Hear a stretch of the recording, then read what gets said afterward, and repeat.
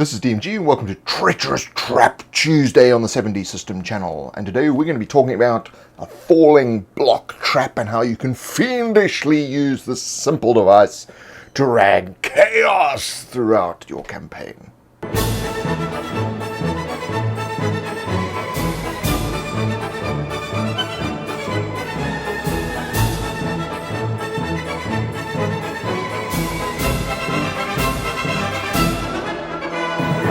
So if you're enjoying these videos, please consider supporting me on patreon.com/7D System and subscribe on youtube.com/7D System.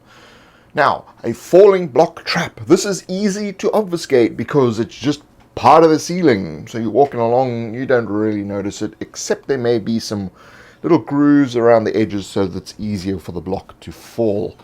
So, you can make it quite difficult to actually spot this. But the most interesting part of this trap is that you can use it not to do damage, but to alter the actual parameters of the dungeon or the castle or whatever it is that you're in.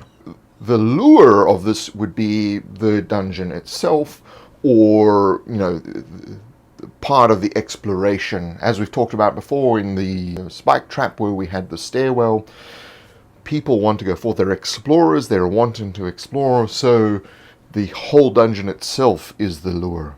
So the perfect spot to use this is actually right at the entrance. So the trigger can be something really, really simple, but should be offset from the trap. So it should be further in from the actual location of the trap itself. So they walk in, and about a few meters in, they step on the trigger, and behind them, the block falls.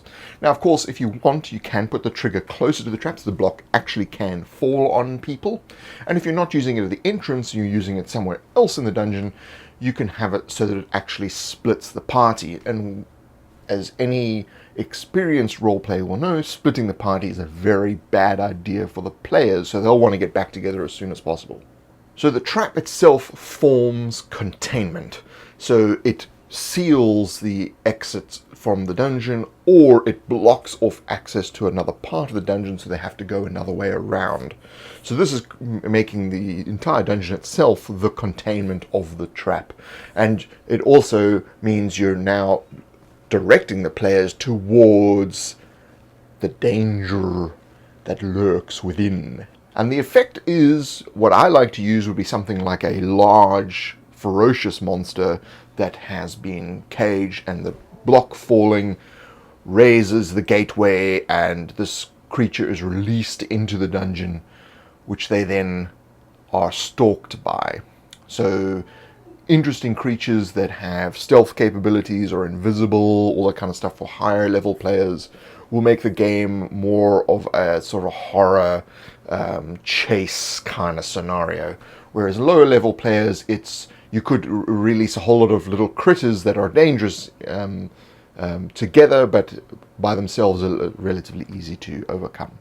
Those creatures form part of the disposal. They're the ones that are going to be getting rid of the adventurers. So that's the disposal part of the trap. And the trap itself does not really adapt because it's really designed to encase the entire complex. So, in a maze type setup or something like that, it's a one-use system. So you walk in, you're now trapped. Whoever designed this place, if they come back, they may have some way of opening it again. But that's really where your own feelings about the dungeon you've created come into it. And of course then with reset, the trap itself, maybe when you get to the end, there is some way of resetting so that all the falling blocks are raised up, and that allows the adventurers to escape, but they have to get to that point. So that becomes the goal, is to get to this mechanical device, a lever or a magic spell or something that reverses the fallen blocks and reopens the dungeon. But that in itself becomes a hazard in that the creatures are still there, and they may spill out into the wilderness and towards the local town and start, destroying the local town. So you could even use that as part of an ongoing adventure. So if you like this video, click the like button. Check me out on Facebook and Twitter /7D System. And of course, if you want to be notified of these videos in the future, click the bell next to the subscribe button. Thank you for joining me, and I'll see you on the next Treacherous Trap Tuesday.